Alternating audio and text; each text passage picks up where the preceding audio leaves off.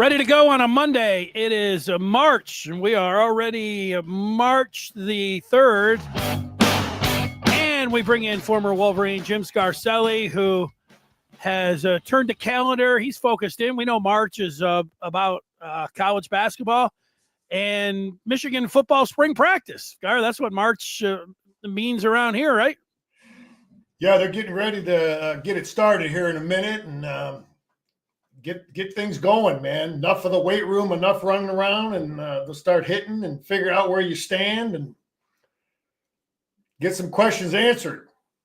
Yeah, I think they get going in about 2 weeks. We'll be talking about it, and we'll also talk about the upcoming season. There are some odds out on Michigan's win total for the season. Let's see if we're inclined to go over or under or go exacta. It is March. Michigan played a basketball game yesterday. They will play another one on Wednesday and Sunday, and then it's tournament time, Big Ten tournament and NCAA tournament. We'll see what Coach Scar has to say about Dusty's team and where they are now as they have just these couple games remaining. If there's anything that they could do. We'll start out with some spring ball goals. And that's a pretty good place when you think about this team. They've got a lot of things that they need to work on. What are you identifying as a? You know what's interesting, Denny, is you had that picture of Esposito with Mason Graham and Big Kenny. And that's like, other than quarterback, who's going to replace those two guys are my biggest question. And because we've been really, really good there the last 4 years. You know, ever since we started the Wink, Mike McDonald, Minter, Wink, we've been really good at those two positions. And that's like really high on my list. Are we going to freaking dominate in there? So yeah, my goals are come out healthy. That's always I'm sure that's number one. You don't want any major. You're going to have a couple of nicks, but hopefully nothing that doesn't get fixed up before we start. But you want to develop depth, man. You want to develop depth at every position. You're going through 12 games, and then you got hopefully a Big Ten championship game, and then you make this long run. You got to have depth, because you just you don't know how much game reps guys are going to get early in the year. So you got to develop depth. I want 4 QBs that can play, Denny. I want 4 quarterbacks that are serviceable. Okay, we know Keene can play. We know Davis Warren is adequate. He's done some good things. So we have 2 that are proven. But we got to get those other, in my opinion, we got to get those other 2 guys, Jaden Davis and Underwood, that we know that they can go in the game and they can play. So those are like big 3 goals for me. Quarterback, 4 that can play. Go ahead. Yeah, I just wonder, and it's good that they've got the fresh coaches, new ideas, different set of eyeballs. Last year, the quarterback room, it stuck out like a sore thumb, but in the way they ended up playing. But you'd go back and you'd hear Sharon Moore, and he was asked about like Orji, like, is Orji, throwing the ball well and making plays in practice? Oh yeah. He's and not just in spring ball, he was doing it in fall camp. And then we never saw anything like what they were talking about or Sharon was talking about during the games. And it's the same. They didn't have Tuttle in either fall camp, and they were just, guessing that he was going to be okay. And so I wonder if you're Sharon Moore, the way they practiced, the way they scored, or however they put the players through the paces, do you think that he's going to change on how he's evaluating them since they, I don't know, say it sounds harsh, since they blew it last year on going through that? Or you think there's a lot of reasons, why, and people can point fingers at all kinds of people as to why our quarterback room what it was what it was, and we don't want to keep beating it up. It's over and done. We don't have that problem now, though, Denny. I firmly do not believe. I think we have Keene is a proven 24-game starter. I've watched the kid. He's as good as any quarterback. We're going to be right there competing with that kid. we got the number one kid in the country. Let's see how he develops. And then you got Davis Warren. So I think a lot of what, listen, Denny, you don't want to tell the media nothing. You're the coach. You're not, your practices are closed. I don't know how to say this, but I knew I've been to practice. Okay. So when he was talking about Alex Orji, I had different thoughts. Let's just put it like that. I can say that. He's over and gone now. You follow me? So coaches aren't going to tell you the truth, man. Why would they tell you the truth? That, he's not going to come out here and say, we have real concerns that Alex Orji will be a consistent passer. I'm not going to say that ever. You don't want to give the enemy any more tips than they already, might try to figure out putting their game plan together. So I think he knows what he's doing. You just don't want to tell the enemy nothing. You want to throw out curveballs all day long. But like I said, I saw it at practice. That, okay, I want to know if Tuttle's ready to go. That was like a big concern for me as a guy who had been watching practice. Well, one thing that we know is Davis Warren's not going to be ready to go. He's not going to be able to practice in spring ball. So then, the Jaden Davis, it'll be interesting to see what kind of spring he has. I mean, that would be and maybe we'll do this, look at 5 guys, spring is very intriguing too. And the quarterback room, probably 0 right in there because Underwood's the other one. If they're going to really, he's over there now and you could throw the ball all over the lot and everything else. And, but you're going to have a lot more information. It's not everything. I don't know how much they're going to be hitting him. But when they get him out there, how much of the playbook, how much of the offense, how much of all of that stuff that you have to have, even before you're competing for that starting job, is he going to be able to get up and running as just a 17-year-old? They're working now. They're going to get, and then they got 15 practices, and a great deal of it will be live. They'll probably take the pink jersey off and let him run around and see if he can avoid a rush. You got to do it a little bit. Yeah.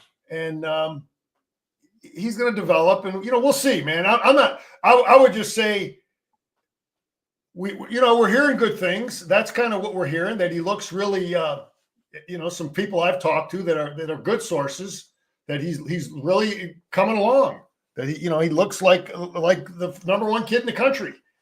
And he's so, but what Sharon Moore says, and, as far as how he's, as we get closer to the first game, those are all curveballs. Yeah, don't believe any of it. That's why a lot of people. I wouldn't tell anybody nothing. Would you, if you were on that side and you were in those meeting rooms and they talk about what kind of, if you had an extensive offense that you wanted to put in, you think Chip Lindsey, knowing that he's got a 17-year-old, not that they're dumbing it down, but do you think that they're just going to be, they're not presenting him and Keene too? It's going to be a first time in this offense, first time coordinator. You think it's going to be more of a limited playbook when it comes to the QBs, considering they don't have the experience? Benny, that all depends on how smart your guys are. I coached a long time, and what you do, how much of a mental burden you put on certain teams depends on how fast they can pick things up. So that the coaches deal with that every year. But I think I would guess that we get into game one, he's gonna have some packages that he really feels comfortable with Underwood. He'll just like JJ, maybe not everything right away, and gradually get him more and more comfortable. But anyway, I want to come out healthy. I want to show depth at every damn position. I want 4 quarterbacks. We know I counted Davis Warren in that, although I know he's not going to be participating. And we'll just I think we're just going to evaluate everybody, all the players. But yeah, depth is crucial. And then Chip is we're going to work on things for Ohio State and Michigan State. You're going to work on that stuff in spring ball. It's mandatory. You got to work on those 2 teams. If they didn't play in the bowl game, there were, especially when we're talking about on the defensive side, if they didn't play as well as they did, this spring, you might go into it and say, this thing's just completely wide open with a bunch of question marks. Will they be able to do this?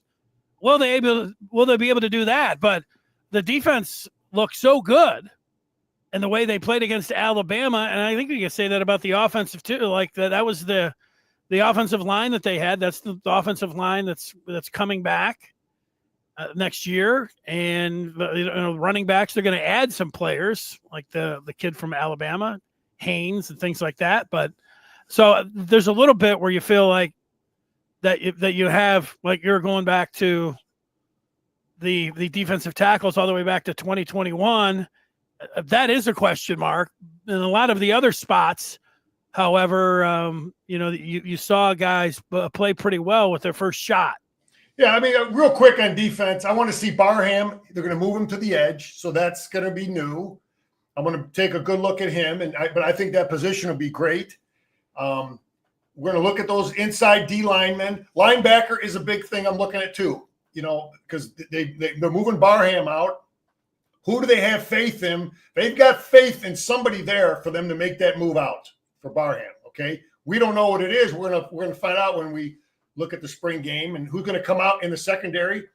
But that's on defense. And then offensively, I want to look at, these transfers, Denny. There's a lot of competition at inside there at guard.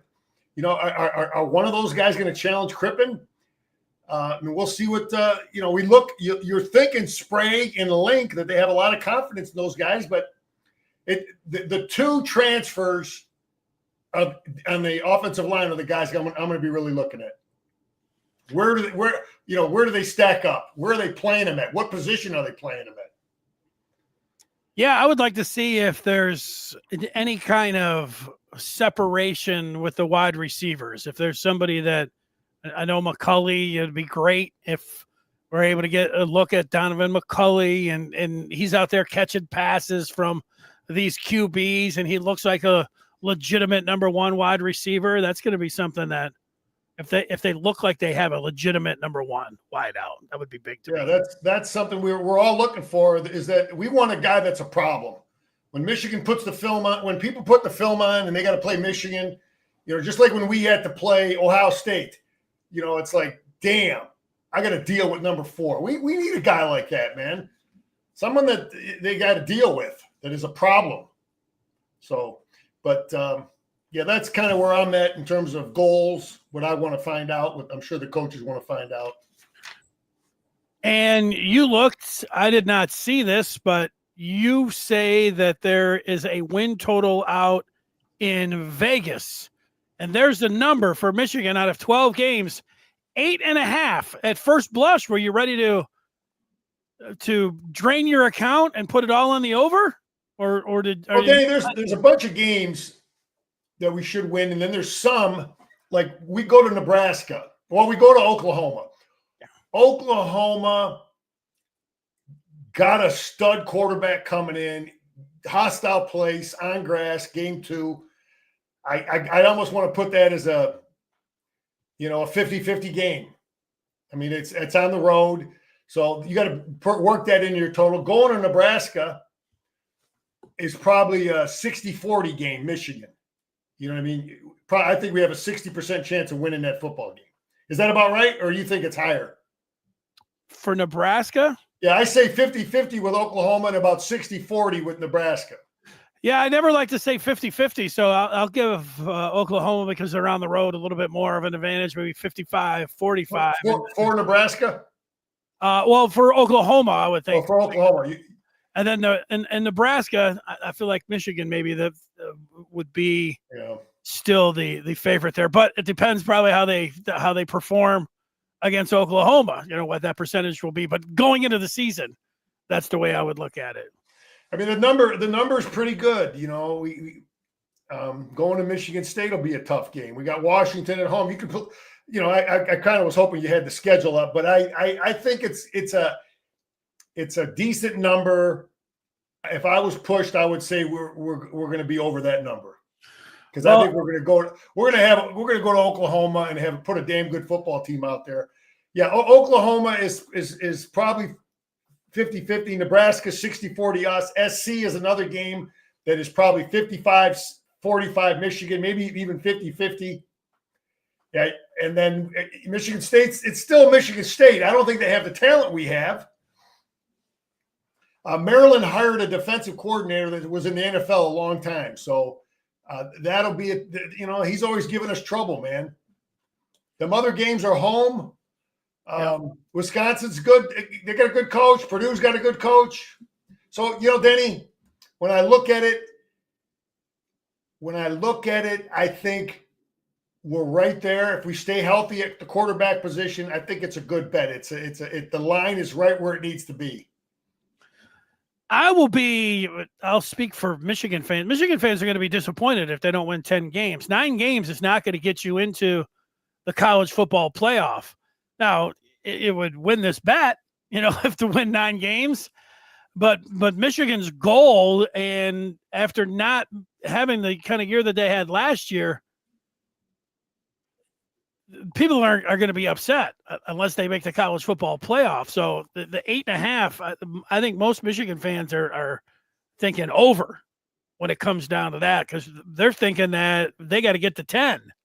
8.5. How about 9.5? Denny, if when I look at those defensive tackles, and if it's strong there, and we look at our quarterback play in the spring game, and we just see these guys throw the ball around, we look at our receivers. If we elevated, because I think our defense is going to be rock solid, and we got the OG back, we got all the coaches back, so we got our coaches everywhere back, so that's a good thing. What if I offered you a 9-3 season right now? Would you take it? Danny, we can win a Big Ten championship with if we lose to Oklahoma, and then we win the rest of our Big Ten games, or just lose. Anyway, we could still win a Big Ten championship. Beat Ohio State. Possible. Probably not, but it's possible. Possible. But no, Denny, we should be a 10-win, 10-11-win team, man. The kind of money we're spending, the kind of facilities we have, tradition we have, the fans we have, the money we have. We should be right. I don't think we're getting outspent anymore, Denny. Yeah, I think 10. I think 10 wins. Anything less is going to be disappointing. At least as we sit here in March. Even if they went over the 8.5 at 9 wins, you might cash that, but I don't think you would be happy as a Michigan fan. It might be nice for the bet, but that's it. All right, other football stuff. We saw that a former Michigan coach, Scott Loeffler, who was down at Bowling Green, he's headed to the pros? Yeah, Danny, I just think that's interesting how that's kind of like the trend. And, high school coaches do that too, whereas, high school football practice starts the middle of August, and then a coach is ready to retire, and he wants to get one of his guys in there, one of his assistants as the head coach. So he'll retire like a couple of days before practice starts.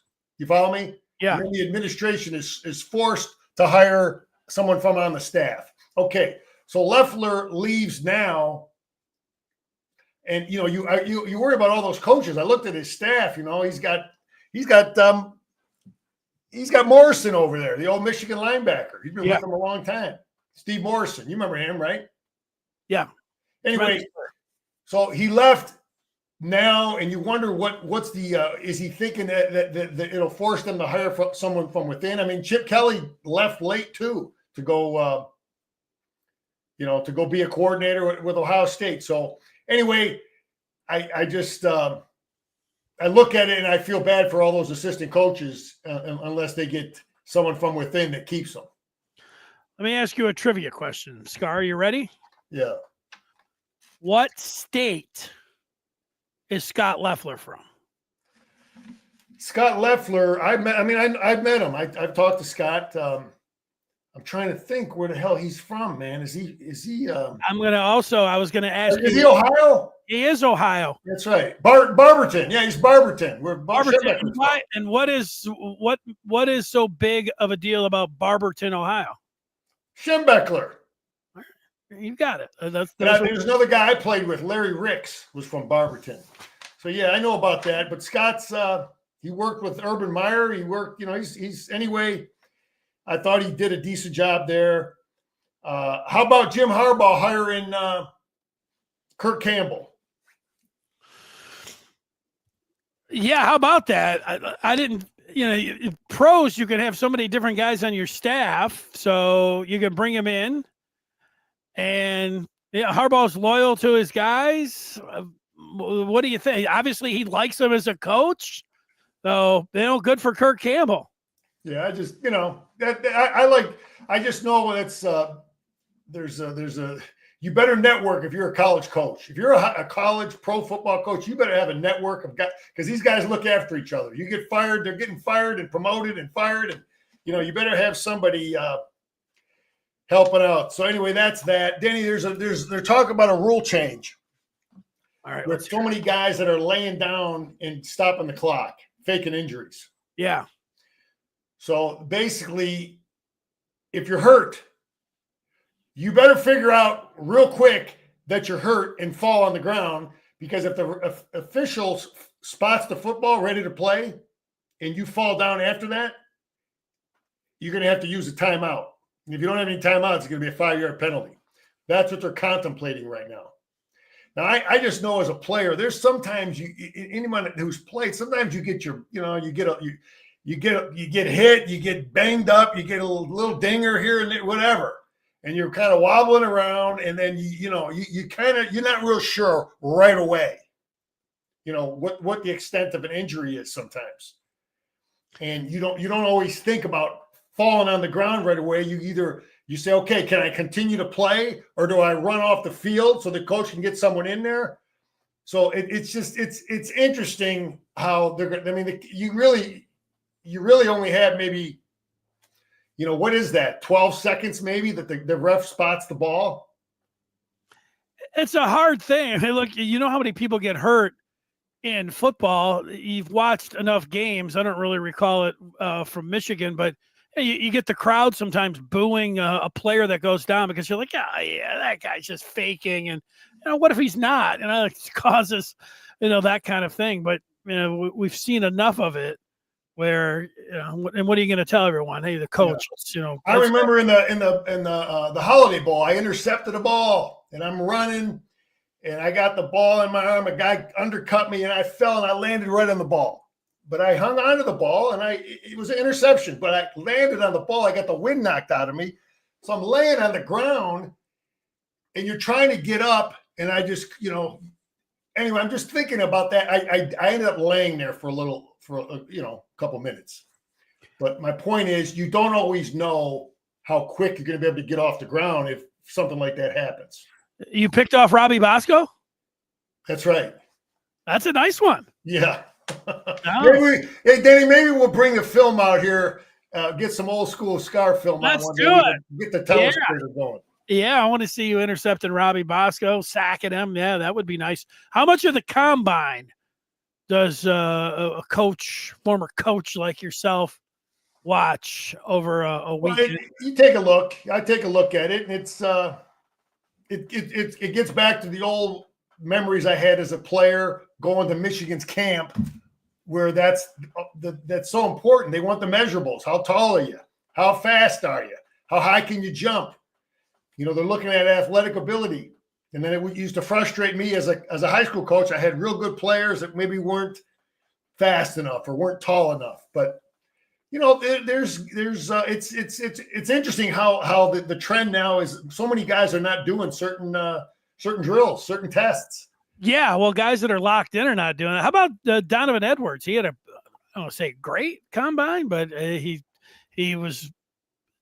benched more than any of the other running backs. I don't know exactly where he's being ranked, but I was seeing 10 different backs, and I didn't see any Donovan Edwards. And look, I'm not talking about him being a first or second. I don't even know about a third round pick, but maybe a third round pick. But the way that he was getting absolutely no mock draft or any of these guys were thinking, I'm like, they had to have at least looked at the tape, and he's a big time home run hitter.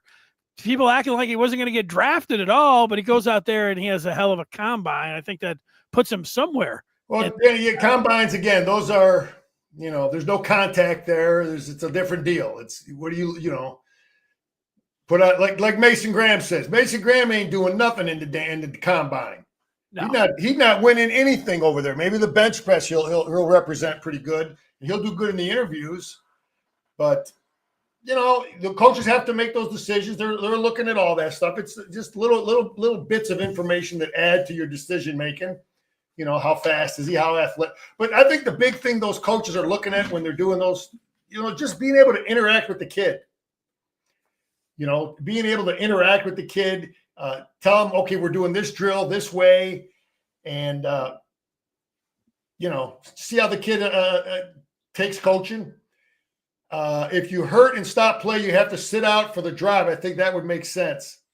I think that's. Yeah, I don't know what the rule is in terms of how long you're supposed to sit out. Is that what you read? I didn't remember seeing that, but I think you have to sit out already now. If you stop playing, you go down. You can't go down and then continue on. No, I know you can't go in that play, but I just wonder how long if it's the whole drive. Oh, he's talking about the drive. Okay, I see. All right, sit out for the drive. I don't know the length of it, but I just know as a player, man, you don't always know, man.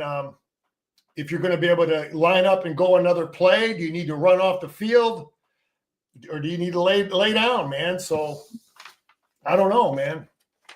Interesting. Let me throw another curveball at you before we get to basketball. I just saw some breaking news. Jimmy Johnson, the former Dallas Cowboy coach, coach, and longtime broadcaster, he has announced his retirement. He didn't die. I mean, it might sound like he was ill or something. He just said he's done on those NFL pregame shows. I like Jimmy Johnson. He's a winner. He's a tough coach. I read his book. His book's back here. Oh, Jimmy, he talked about, then I read all them coaches of all those guys, Knight and all of them, Lombardi, anybody. Anyway, his big thing was conditioning. I remember, there's always certain things you remember from each coach. He was really, really big on conditioning. And I mean, he was brilliant. They got the right players there with the Cowboys, and he took the Canes to we played against them. My first start was against his team. The Canes came in #1 in the country, Denny, with Bernie Kosar. And we ended up beating them there. Bernie threw like 3 interceptions, and but yeah, that Jimmy's a good. I remember. Did they come to Michigan the following year after you guys beat them? And then right in front there was a play on the sideline, and the Michigan receiver caught the ball, but it was right in front of Jimmy Johnson. And Jimmy Johnson, he intimidated the referee. It looked like a catch, but Jimmy Johnson was right there, and the referee was. We lost a couple years later. I was long gone, but we played them in '84. I think maybe they came back in like '87. 80. Yeah. Whenever they came back, they came back. I think with Johnny Vitale and those guys were seniors, and Michigan was up like 14 or something, lost the game. But anyway, I respect him as a coach. He's smart. He's tough. He had vision. He built a good roster. He instilled a confidence in his team. A lot of people didn't like him, but his players liked him. Yeah, it's interesting. This is Scott who's saying he cheated. Down there at the U. Yeah, I think everybody believes that the U was paying players. Yeah. 2 Live Crew was, but. Jim, I don't think anybody cared about that. The Miami fans didn't care at all, and so the whole thing now the whole thing about cheating, it all just rings hollow to me now. From anything, ever since I've been watching football, the teams are they're paying players, doing everything they possibly can. So anybody talking about I know one thing, that when he got to the Cowboys and made the Herschel Walker deal and was in on player personnel, he was making great picks. Yeah, sometimes, Denny, your success, I don't care what it is, business, coaching football, coaching, sometimes it's how smart are you and how stupid is the opponent. So I think Jimmy Johnson's success early on had a lot to do with those guys being smart, building a good roster. But the idiot with the Minnesota Vikings that gave up all those picks for Herschel Walker, he was just as responsible for building the Cowboys because he was so stupid. That's just my opinion. Yeah, well, it's I was going to say it's easy, but it's not easy to say. When you're one player away and you get a great player, you feel like you give away a whole draft. I mean, I thought got all kinds of picks for that one pick. I thought Mike Ditko was a pretty good coach, and he gave away his entire draft for Ricky Williams too, because he thought he was one player away. Yeah. Hey, this else is going on, Denny, is how about the GOAT, Belichick? They're going to be on Hard Knocks. North Carolina football is going to be on Hard Knocks. Nobody wanted them in the NFL. Nobody wanted to do it. And Belichick offered to do it. Apparently they get paid a good amount of money. And I thought that was interesting. I wonder what role that, I wonder if Belichick says to his players, look, guys, we're going to do this. It's $10,000 per man. Interesting. It's also, he was captivating. He would be on there with the Mannings on the Manning cast. And he did so many of these different things going through the plays. He was fun guy is entertaining to watch him go through and talk about the plays last year when he was off. And, I'll say it, if he brings his girlfriend out there and interacts on the football field, the ratings will go up. That'll be pretty interesting. Bring her out in the summer. Yeah, he's definitely a guy that I tuned in and listened to everything he had to say when he was with the Mannings. You just get a feel for how he thinks as a coach, man. He's big on really, he identifies every strength and weakness of every single player that you're going against. You can tell that he definitely does a thorough scouting report on every single player. And I do that as a coach too. And he talked about it. And we got to stop this guy here. They're going to go to this tight end here. You heard him talking. They got a problem at left tackle. They're going to problem at left tackle. They haven't fixed that problem. The guy's right, man. It was great listening to him. But if I'm HBO, I say, a lot of Bill Belichick. Let's see your girlfriend, and let's see Michael Lombardi, his GM. Yeah. Put him out there because he's pretty entertaining when he has a microphone in front of him too. Girlfriend, Lombardi, Belichick. That sounds like a winning combination for North Carolina. So anyway, that's happening. I just wonder if we're going to see Michigan in that position one day. Yeah, they would have loved it. It would have been great with Harbaugh. How about that?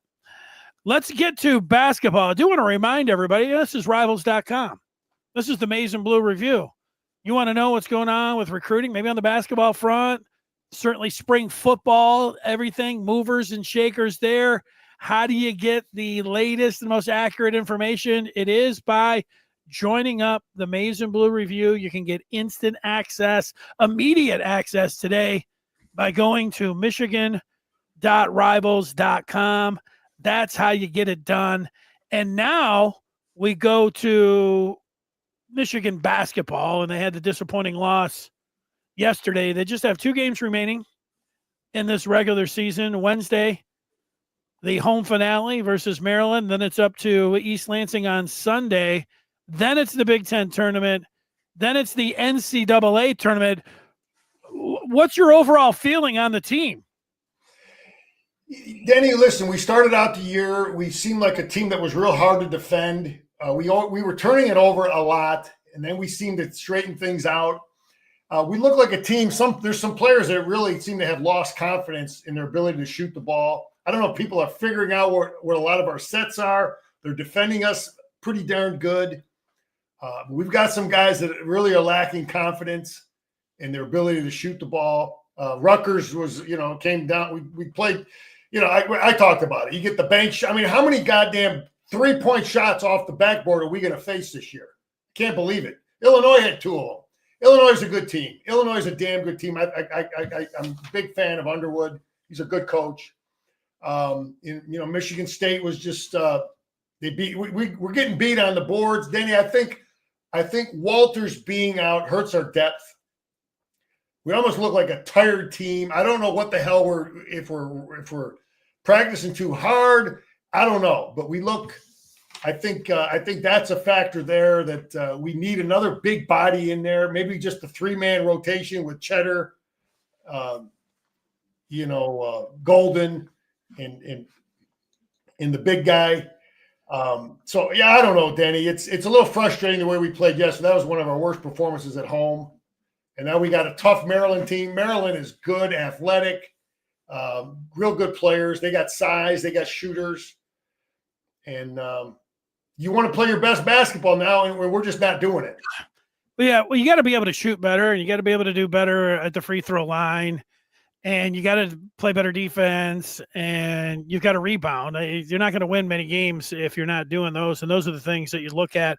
But I would look at, if I was trying to boil it down for people, and I've been thinking about it a lot over the last 24 hours, is that you hear people say your best players have to be your best players. Vlad's been pretty good, and he has not had a drop-off. But Danny Wolf and Trey Donaldson, those have been Michigan's best three players all year long. And Trey Donaldson came up big at the end of the Penn State game, but Danny Wolf, he has faded in these 5 games. There was a lot of people just pumping him up like this guy was some like the greatest thing in the world, and he's taken a big time step back. I'd like to see Danny Wolf be a little bit more aggressive shooting the ball when he's outside. He's trying this, he's trying to run point and pass the ball. Now he needs to score more. He needs to shoot the ball. He needs to take over, and he needs to play with more. He needs to play stronger with the ball. He tries way too much finesse passing. Use your size, big man, and start dropping in some shots. So Dusty talked about physicality. That was his buzzword today, listening to him. But Danny, the thing about, you look at Michigan State, you watch our basketball team, it's just like comparing the old Michigan State teams to John Beilein's team. John Beilein put a bigger emphasis on skill, the ability to shoot the basketball, guys that can make free throws, right? Izzo puts a bigger emphasis on brutality, physicality, knock you around, slam you, move. It pisses me off how they get away with so much of what they get away with under the backboard. Some of the stuff they do to get position, take position, moving screens, and Izzo just intimidates the hell out of officials, and because he wants a physical game, and then they end up allowing it. So I just think it's you can't yell at the physicality of your team if you recruited those guys. Yeah, I mean, you saw what Danny Wolf was. I don't know how much more physical you can make guys after you recruit them and you see how they play. I mean, you can instill some of that and develop some of that. Yeah, he's right. He is right. Michigan State, Illinois, those are those are 2 games where our physicality under the basket was exposed. I thought early in the year that Vlad Golden, that he needed to toughen up. The charge of him being soft, he kind of looked like that. He did toughen up. And in 2025, it's fabulous. I know there's still a chance at the regular season title. I'm done with Roddy Gale. I would you could put LJ Case on. Yeah, I would too. As well. Danny, it's a mental game, and I know it as a coach, and Dusty's trying. I see he's trying. It's a delicate deal there, trying to deal with your players when they're going through that mentally. Roddy Gale's a good player. I mean, he was shooting the ball early in the year. He was making threes. He was a good, consistent scorer. And then now his head's now you got to be that's the psychologist part of coaching. And it's a tough deal for Dusty to navigate. On the hoof, if you look, it makes a lot of sense to go ahead and play the freshman. That kid's got cojones. He don't give a damn. He's got confidence at the 3-point line. He makes a couple mistakes, but he's a good defender. He'll take it to the hole. Yeah, so I understand the dilemma he's in. Roddy Gale still defends good, though. He does defend good, but yeah, he's struggling scoring the basketball. Yeah, it's tough when your shooting guard has made 1 3 in 2025, and he's been out there a lot. So do you think they have – let me ask you, you're right. I think a lot of people say they look tired, and they're playing guys like Trey Donaldson and Danny Wolf a lot of minutes. You got to manage the minutes, and you're like, well, who are they going to put in behind him? Somebody's telling me they thought Cheddar's playing better than Wolf. They need to play him more. Do you think that? What do you think of these final 2 games? Well, let's they're two of the top teams in the Big Ten, and we just I found what I found was fascinating today. There was a discussion on the Maize and Blue Review that maybe it would just be best off if Michigan just lost when they got to the Big Ten tournament, so they could rest and they could rest up for the NCAA tournament.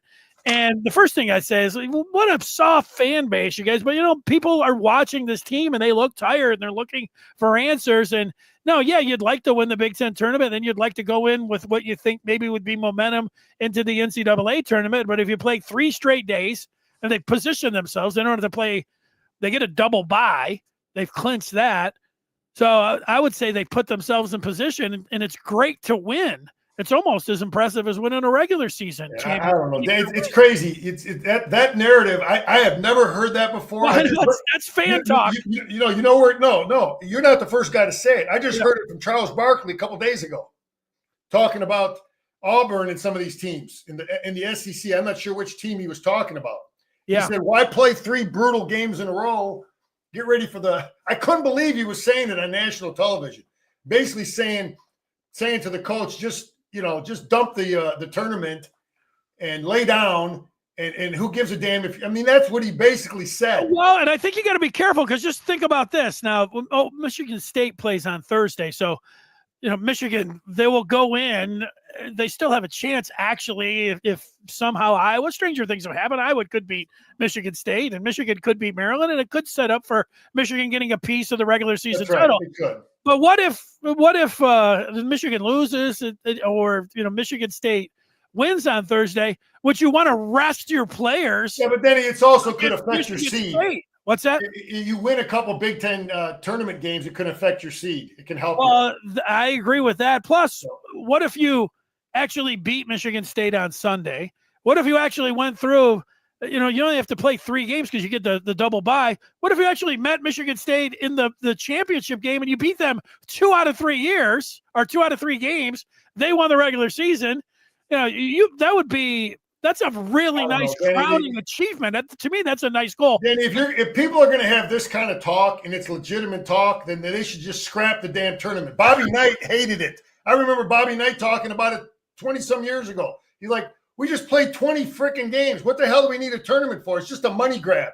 It's all money. It's all about money. I hear that. And yet I have been to Indianapolis for the Big Ten tournament, and it is such a festival of basketball that you sit there day after day, even after one win, the momentum, next game you're in the semifinals, man, you could get all the way to Sunday. It's almost like, winning the NCAA tournament. That's how it feels. You're there. It's captivating. It's a ride. It's so awesome. I remember when Michigan did it when they were in New York City, the fans were going crazy, and then consecutive days, even if you're just watching it on TV, it gets you ready for the NCAA tournament like nothing else, and you can get a championship doing it. It's great. I hear what you're saying. It is a money grab. What isn't? But I think from the fans thing, the coaches and players, I can't believe that they would think like that. But I hear people say, it's a blessing in disguise. That's what you do if you lose early. Like, okay, we'll just rest up for the NCAA tournament. But they could beat Michigan State on Sunday. They could beat them in the Big Ten tournament. That would be 2 out of 3. They could beat them in the championship game. And they can have a championship. The thing that that hits you in the face with both football and basketball is basketball's playing 40-some games. Football is going to play 16 games, 17 games if you have the year you want. Yeah. You better have depth. You better play 10 guys like Tom Izzo. Tom Izzo plays 10 dudes. Yeah, he does. He has a 10-man rotation. And this way, if you do get an injury like to a guy like Walters, yeah, you've got some, and he has a lot of experience, guys that jump in there. He plugs in there. So anyway, the depth helps you big time. You play 3 games in a row, 3 days in a row. I tell you, Michigan State's a good bet because they play 10 guys, Denny. Yeah, no, it's a factor on your legs, man, to play 2 days in a row. Especially our guys only rotating 3 guys at the 2 positions. Cheddar and Golden and Danny. So There's a part about it to me that thinks that these guys are 18 to 22, that they should be able to go 3-4 games. But I know you're right. Even at that age, having some rest and being able to do it, back-to-backs are tough. Back-to-back, is really tough. Kemba Walker, what did he win? Like 6 games in a row for UConn? Yeah. And then how about this, Denny? How about the kid from Georgia, the quarterback, Beck? He transferred to Miami for like $4 or $5 million, $4.5 million or something. Yeah, his girlfriend's there. Mm-hmm. Yeah, he's got a big Lamborghini. Did you read about that? They stole it. They stole it down at the U. I didn't see that. I'll tell you this. I know I've been going to Michigan practices since 1980. Okay, I missed 1 year for COVID, and I go through that parking lot, and I know what kind of cars were in that parking lot when I was playing. Okay. Jalopies, man.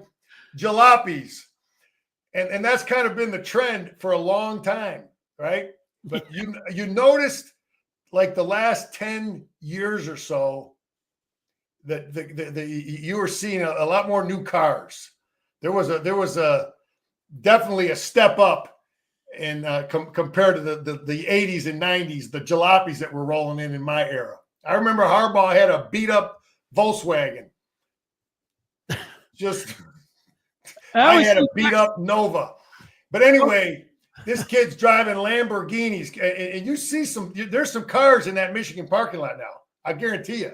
Okay. You got guys making big money, and they're posting up over there at Schembechler, Danny. I could tell you some story. I'd like to see, I see Beck's girlfriend all the time on TikTok. She's always doing some with her twin sister. They're always wearing their Miami basketball uniforms and doing trick shots and things like that. They're like a pretty famous duo on social media. I remember back in the day, I was playing on Wednesday nights. I used to play basketball over at the Chrysler Arena, the coaches and former players and stuff. And one time, it was 3 or 4 weeks in a row, I said, whose Mercedes is that out there? Nobody was saying anything. Everybody was I thought it was one of the coaches. It wasn't like a brand new Mercedes, but I was like, it's a pretty nice Mercedes. And they're like, that's Crawford's. That was Jamal Crawford, who was playing at Michigan. It was his Mercedes, but he couldn't drive it because he didn't want people to see that he was driving a Mercedes. So he was having somebody else drive his Mercedes. And it was a pretty good deal. I ended up talking to that guy. I said, that's a pretty good deal for you. Go drop off Jamal here and there. I had his Mercedes. So. I remember Antoine Jobert used to roll around campus with the fur coat. You remember that? Well, I heard about. I seen him, man. Jerry Grant coming into the arena, and everybody's like, "Where's the M jacket? Where's your M jacket, man?"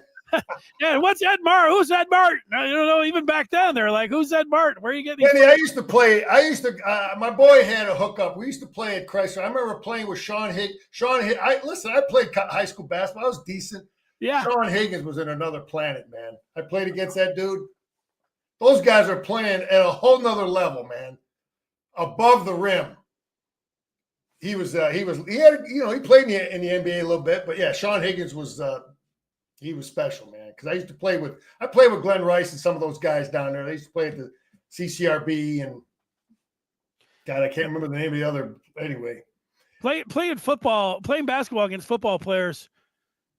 It's different playing against basketball players, right? It's incredible just how good these guys are. I'm going to see if I can remember. I came across one football player one time. He was a defensive back. He ended up getting in trouble with something with a baseball bat and a car. He was a safety. I forget his name, but man, this guy is a basketball player. I mean, he was a football player playing basketball, but he's just an incredible display of athleticism. I mean, sometimes you get out there and the talent level is so much better that it's just crazy. There's nothing you can do. It's like defensive backs. Yeah. Anyway, we're getting ready to. I'm not sure exactly what day we start spring football for sure. It's got to be next week or. I saw somebody today. I was trying to get some. I was asking some questions about spring football. And somebody, I'll be over there in 2 weeks. So, well, the spring game's on the 19th. Yeah. So just kind of backtrack. I got to believe that he's finishing it up in 4 weeks. So probably 4 weeks prior to that, whenever that is, it's going to be right around the corner. Sounds like 2 weeks. Yeah. So Good anyway, stuff. it's all good, Denny. All right. Go blue, man. Let's get Maryland and then go into East Lansing and take care of business. There he is, Jim Scarcelli. Let's hit that like button. Take care, everybody.